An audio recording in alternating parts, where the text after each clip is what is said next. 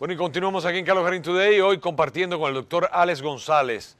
No le digo el gran Alex González porque según mi abuelo, la grandeza estaba recogida en el nombre de la persona, a través de la obra que ha realizado en su vida que permite que la sociedad lo reconozca y le entregue en vida el mérito que merece. Alex, gracias por volver. Ahí nos hicieron un pequeño atentadito, pero ya estamos conectados otra vez. Estamos conectados otra vez. Qué persistentes somos, como el elefante ahí. Alex, el presidente ha vivido estos 2 años con un fuego, no de cañón, sino de artillería pesada, completa, total y absoluta. Pero sin embargo no ha dejado de hacer su tarea. Y hemos tenido una agenda internacional, más allá de la nacional, bastante, no, diría yo que excelentemente competitiva. ¿Tu opinión? Mira, cuando tú ves que Silicon Valley con todos los social media, cuando tú ves que todos los mainstream media, todos los grandes medios de comunicación estadounidenses, cuando tú ves que el Deep State, cuando tú ves que muchos políticos, incluidos los Never Trumpers, cuando tú ves que todos esos sectores se oponen al presidente y tenemos un presidente que avanza en aprobación, en reconocimiento. Déjame decirte, a mí me sorprendió la encuesta que dijo que Donald Trump tiene entre los hispanos un apoyo del 50%. No, pero eso es mentira. Espérate, eso es una gran mentira. Si el mismo CNN reconoció por error, que me imagino que después hayan mandado a borrar hasta los videos, reconoció en una encuesta de CNN que Trump había llegado al 72%. Bueno, cuando tú ves que el mainstream media, cuando tú ves que el discurso político de todos estos medios va por un camino y la decisión del pueblo norteamericano va por otra, eso te da una idea a ti del bajo nivel de influencia que tienen estos medios en la psiquis y en la psicología social. Ahora. Realmente, sí. No, que ahora están perdiendo credibilidad y poder de influencia. Pero lo han manejado durante muchos años y evidentemente mella hicieron en la sociedad norteamericana, bastante mella. Mira, nada más para que tengas una idea, el índice de aprobación de los grandes medios de comunicación, los medios de comunicación tradicionales, no llega ni siquiera al 36%. Y ellos se quejan porque Trump tiene un 48% de aprobación. Es decir, ¿quién está peor? No. El Congreso, por ejemplo, el Congreso demócrata tiene un índice de aprobación de cerca del 11%.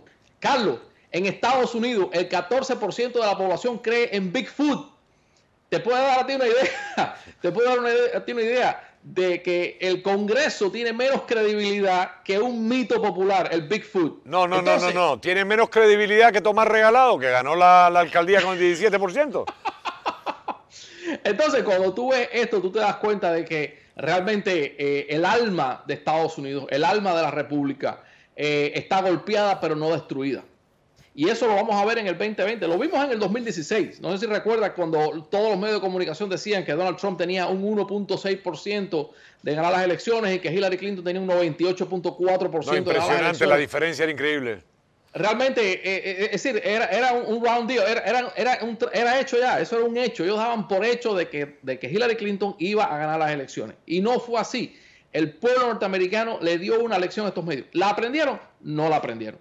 Y déjame decirte, Carlos, todo lo que haga Trump, o todo lo que haga alguien cercano al círculo de Trump, va a recibir la condenación y la desaprobación de todo este sector izquierdista de la sociedad norteamericana y de los medios de comunicación estadounidenses. Haga lo que haga. Si Donald Trump hoy descubre el medicamento contra el cáncer, tú vas a ver a las personas inyectándose células cancerígenas para morirse. Porque realmente es tanto el odio. Y Donald Trump lo que está haciendo es tratando de resolver el problema. Del sector productivo estadounidense, del sector energético estadounidense. Por fin tenemos una nación que es energéticamente independiente, totalmente independiente. Es más, que exporta a eso iba, energía. Totalmente viable, e invirtiendo parte de las ganancias en el desarrollo de energía renovable. Tenemos un resurgimiento en la manufactura norteamericana. Tenemos un resurgimiento en el aparato productivo estadounidense que se había ido. Recuérdate que en toda la franja más de 65,000 fábricas tuvieron que ir huyendo para China, buscando alivios fiscales y mejores negocios. Sin embargo, lo que estamos viendo es el proceso inverso. Estamos viendo a Estados Unidos crecer. Y, por ejemplo, te encuentras a canales de televisión como Univision que van a México a quejarse de que varias fábricas han regresado a Estados Unidos. ¿Sabes qué? Yo no soy mexicano. Yo soy norteamericano. Yo pago impuestos aquí. Así es, yo quiero que el trabajo esté aquí. Es decir, ¿cómo un canal de televisión que se manufacturado aquí va a responder los intereses de una nación extranjera? Eso realmente no se entiende. Pero no se entiende, pero si vamos a la lógica de ellos, por supuesto que se entiende. Aquí vemos que es más importante la noticia de lo que se da en México que lo que se da aquí. Es más importante la producción de aguacate en México que la producción de maíz de Estados Unidos. Es más importante los impuestos que le pueden poner a cualquier tipo de producto que venga de México a buscar el desarrollo y el alza de salario de los trabajadores en Estados Unidos. Así es como lo plantean. Y es la fórmula sencilla para hacerle entender a la gente que estos personajes son enemigos de la República de los Estados Unidos. Totalmente enemigos. Y por lo tanto, enemigos de lo que contiene la República, que somos nosotros. El mundo moderno está distribuido políticamente en naciones-estado. Es decir, cada nación tiene un estado y ese estado representa los intereses de esa nación. Y en esa nación hay un grupo de individuos que tienen en común valores culturales, valores sociales y que también participan socialmente en ese grupo que ha aceptado ese grupo de reglas o ese conjunto de reglas y estatutos para vivir y convivir armónicamente. Eso es una nación-estado. Ahora, Estados Unidos, valga la redundancia, es una nación-estado, como lo es México, como lo es Francia, como lo es España, como lo es Italia, como lo es Rusia. Entonces, lo que yo espero de mi gobierno, de mi estado, el estado bajo el que yo vivo y al que yo respondo y al que yo contribuyo pagando con mis impuestos, responda a mis intereses, a los míos. Y no a intereses foráneos, claro. Exactamente. Y te recuerdo que lo que ha causado las grandes revoluciones aquí en Estados Unidos, que eso sí han sido revoluciones a favor del individuo y a favor de la república, ha sido un fenómeno que se conoce como taxation without representation. Es decir, te cobran impuestos, pero no te representan. Cada vez que eso pasa en la historia de Estados Unidos, hay una gran revolución. Ahora estamos en medio de una gran revolución. Claro, no es una revolución armada, no es una revolución violenta, pero sí es una revolución de la mayoría silente. Como dice la frase, the silent majority. Ya no somos silentes, ya tenemos una voz, ya tenemos un voto y vamos a cambiar el destino de Estados Unidos porque queremos que el Estado nos represente a nosotros. Yo no voto por un presidente para que represente a Italia, ni para que represente los intereses de Francia, ni los de México, ni los de Guatemala, ni los de El Salvador, ni siquiera los de Cuba. Yo voto por un presidente que pueda que pueda ayudarme a trabajar para que yo pueda poner un plato de comida en la mesa de mis hijos. Eso es lo que yo espero de un presidente. Eso es lo que yo quiero de él, que represente mis intereses, no los intereses foráneos. Cuando yo vi a un congresista cubano-americano de aquí del sur de la Florida presentarse a ese gran momento que es el Estado de la Nación, el discurso del Estado de la Nación, presentarse ahí con un inmigrante ilegal, tantos empresarios que tenemos, tanta gente exitosa que tenemos, tantos trabajadores que tenemos, escoger a un inmigrante ilegal para representar al Estado o representar a sus constituyentes, eso realmente es ofensivo. Totalmente, es totalmente ofensivo. Tanta gente trabajadora que dobla el lomo, que hizo la cola, que hizo un proceso, que pagó su residencia, que pagó su ciudadanía, que hizo un examen de ciudadanía, que cumplió con las leyes para hacerse ciudadano estadounidense, y ha respetado las leyes, etcétera, etcétera, exactamente, que cumplió todo lo establecido para llegar hasta ahí y que aún así siendo ciudadano ha sido exitoso en el campo científico, en el campo de la medicina, en el campo de la educación, en el campo de la industria, en el campo de la producción, en el campo de la iniciativa privada. Y que este farsante, no voy a decir el nombre porque ni siquiera merece que uno lo mencione, y que este farsante coja a un inmigrante ilegal como el prototipo, como el arquetipo, como el ejemplo a seguir. El modelo del Estado. Es desastroso. Y eso es taxation without representation, porque los que les pagamos, los que votamos por ese congresista fuimos nosotros los electores. Los que le pagamos el salario somos nosotros los electores. Él tiene que representarnos a nosotros. Así de sencillo. Bueno, debería. Debería representarnos a nosotros y es lo que estamos hablando desde el principio. Tenemos un Senado, un Congreso que es completamente ajeno a la realidad y las necesidades del pueblo norteamericano. 2 años y medio de gobierno del presidente Trump y lo único que se han encargado es de pelear y de buscar excusas para poderlo sacar del gobierno, sacarlo de la presidencia. Y sin embargo, siguen ahí sentados en el Congreso. ¿Por qué razón? ¿Por qué razón siguen en el Congreso? Aquí tenemos unos comentarios, Alex, que quiero compartir contigo, comentarios en vivo, que dicen que nos bloquearon, sabotaje, ¿qué pasó? No nos dejan vivir en paz, se fueron del aire, sabotaje, we lost the life, all we see is the computer screen, etcétera, etcétera, etcétera. Estamos en vivo y seguimos en vivo y vamos a seguir conectando. Yo creo que el problema es porque tú estás de invitado mío. Bueno, no lo dudes. Facebook lo que tiene conmigo ya, 2 es multitud, 2 es multitud. Es demasiado, no se puede. Duele. Una vez es un accidente, 2 es una coincidencia, 3 es un patrón. Sí, ¿no? Bueno, la verdad es que es totalmente, no vamos a decir desagradable, es oprobioso que estas cosas se den en los Estados Unidos y que todavía la población votante, supuestamente, la que tiene los derechos en esta gran nación, los derechos que no tenían en la suya y que vinieron a buscar, no lo ejerzan correctamente, porque que tú me digas que acaba de cruzar el río Bravo y le dieron el derecho de votar lo que quieren los demócratas y vaya y vote por los demócratas, no se lo aplaudo, lo censuro, pero lo entiendo.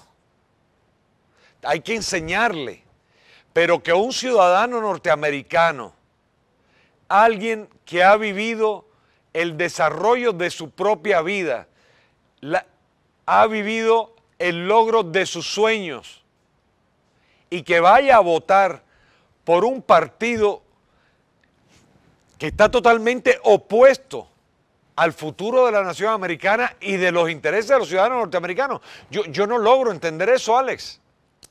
Es realmente catastrófico y este lenguaje demagogo, antiestadounidense, realmente es una lástima que muchísimos hispanos se hagan eco de las mismas políticas que destruyeron sus países de orígenes y vengan a replicar ese fenómeno aquí, que vengan a repetir ese fenómeno, que vengan a clonar ese fenómeno aquí. Realmente es catastrófico. Y creo que para muchos hispanos es difícil porque los hispanos no acaban de entender el concepto de lo que es una república constitucional. Y yo creo que esa es la raíz de todos los problemas, Carlos. Los latinoamericanos todavía siguen enraizados con ese concepto de la democracia participativa, ¿no? Es decir, que se haga la voluntad de la mayoría, que se haga lo que quiere el 50+1. Y no es así, realmente no es así. En Estados Unidos tenemos una república constitucional y no se hace lo que dice la mayoría. Aquí se hace lo que establece la ley. La ley es un contrato entre los individuos para conservar la paz y la armonía social. Y nosotros, por ejemplo, lo vimos con Chávez. ¿Qué es lo que decía Chávez? No, exprópiese. Y la mayoría lo aprobó, porque la mayoría pisoteó a la minoría. La mayoría, por supuesto, estaba en contra de que una minoría tuviera ciertas comodidades, ciertos privilegios económicos y, por supuesto, ese discurso anti-riqueza, anticapitalista y anti-libre mercado, Hugo Chávez lo capitalizó a su favor y decía exprópiese y la mayoría sí, exprópiese. ¿Sabes qué? En Estados Unidos tú no puedes decir exprópiese porque hay una constitución que dice que la propiedad privada es sagrada y no importa lo que diga la mayoría. El 90% de los ciudadanos norteamericanos pueden oponerse a la propiedad privada. ¿Sabes qué? Hay una ley que dice que tu propiedad es sagrada, que tu casa es tu castillo, que tú como individuo tienes derechos por encima del Estado. Y eso es inviolable. Y muchos latinoamericanos no entienden esto. Ellos todavía siguen con el concepto de que, no, porque la mayoría no. La mayoría, como dice Benjamin Franklin, la mayoría es la democracia romanticona, izquierdosa. Sí. Es como dos lobos y una oveja. 2 lobos y una oveja, así decía Benjamin Franklin. Y que decidan el destino de esa oveja. Por supuesto, va a estar 60-30, ¿no? Claro, por supuesto. Por supuesto, los dos lobos se van a comer la oveja. Esa es la democracia participativa. Esa es la democracia participativa. Y entonces, no vamos a permitir que los lobos se coman a la oveja, porque la oveja tiene derechos naturales, derecho a la libertad, derecho a la propiedad y derecho a la vida. Y eso es precisamente lo que defendemos nosotros. Nosotros defendemos el derecho a la propiedad, el derecho a la vida. Efectivamente, nosotros defendemos todos los derechos que están enmarcados dentro de la Constitución de este país, y eso es precisamente lo que están tratando de violar y la gente no lo entiende. El camino que están llevando, utilizando una retórica progresista, como le llaman ellos, que no es más que el servil a los intereses del Deep State, esta retórica que va directamente enfrentada contra la Constitución y el establecimiento de la ley y el respeto de la ley en los Estados Unidos. Y por eso quieren, entre otras cosas, rediseñar la Constitución del país, eliminar la segunda enmienda que nos permite defenderla, eliminar la primera enmienda que habla de nuestros derechos y libertades. O sea, quieren hacer un proceso de reingeniería a la enmienda para asimilarla o asemejarla lo más posible, acercarla lo más posible al modelo socialista del siglo XXI, de esta famosa democracia representativa izquierdosa, como tú le dices, y que va en contra absolutamente de los intereses del pueblo norteamericano. Yo creo, al igual que tú, que el pueblo norteamericano no les va a dar la oportunidad. Por eso es la emergencia del Partido Demócrata de entrar y legalizar, como quiera que sea, al costo que sea, a cuanto inmigrante viene con la mochila del resentimiento sobre su espalda. Estoy de acuerdo contigo, Carlos, creo que ese es el punto. Y a nosotros los hispanos que hemos sido víctimas del comunismo, que sabemos lo que es el comunismo, lo que es el socialismo, lo que es el populismo, lo que es la mayoría sobre los derechos de la minoría, creo que a nosotros, los que estamos sensibilizados con este tema, nos toca precisamente instruir y alertar al resto de los estadounidenses contra los peligros del comunismo y el socialismo internacional.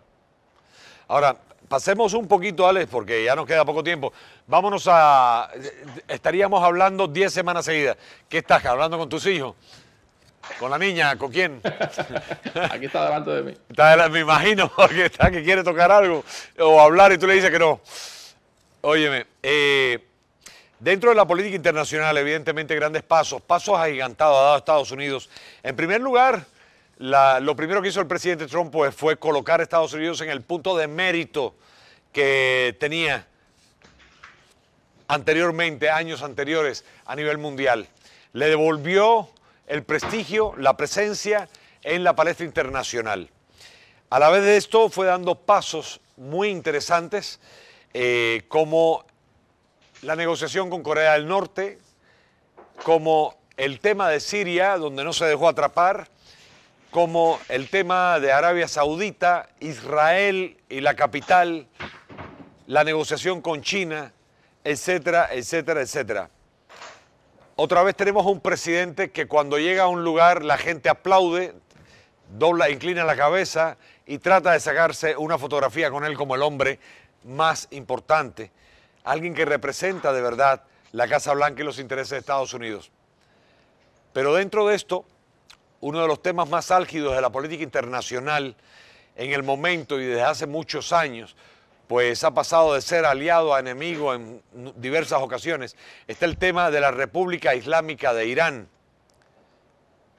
Un país que ha venido con el devenir del tiempo convirtiéndose cada vez más en un dolor, en un enemigo acérrimo, frontal de los Estados Unidos, quizás por la pérdida del respeto hacia el gobierno de Barack Hussein Obama, quien además, con tal de firmar este pacto nuclear, fue capaz de dar nuestros recursos con libertad de uso, indiscriminadamente, y con eso alimentar a Hezbollah, el mayor causante de muertes por causa de droga en los Estados Unidos, entre otras cosas, además de ser un archienemigo no solamente de Israel, sino de todo lo que representa la libertad en el mundo entero, el mundo libre. Una de las organizaciones terroristas más poderosas que existe y, de hecho, económicamente la más rica. Hoy, incluso, es la organización de tráfico de drogas más poderosa del mundo. Hezbollah. Tuvimos información la semana pasada de la creación por parte del gobierno de Irán de numerosas bases de entrenamiento en África de la mano de Hezbollah para preparar terroristas para combatir en primer lugar con este orden establecimientos militares norteamericanos en África, en segundo orden empresas norteamericanas en África, tercer orden embajadas norteamericanas en África, cuarto orden establecimientos militares de aliados de los Estados Unidos y por supuesto con una división internacional que es manejada por el comandante de las tropas especiales del ejército islamista iraní.